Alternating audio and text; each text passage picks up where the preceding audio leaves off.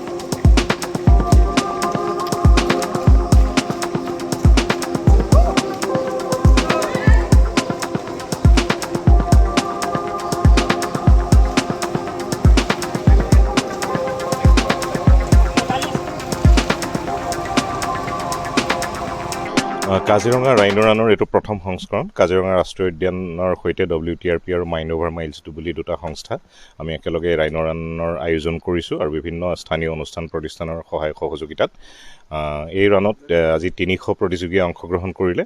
অসমৰ বিভিন্ন প্ৰান্তৰ লগতে উত্তৰ প্ৰদেশ, অন্ধ্ৰ প্ৰদেশ আৰু 2এখন ৰাজ্যৰো মণিপুৰ, মেঘালয় আৰু নাগালেণ্ডৰ প্ৰতিযোগী আজি ইয়াত অংশগ্ৰহণ কৰিছে।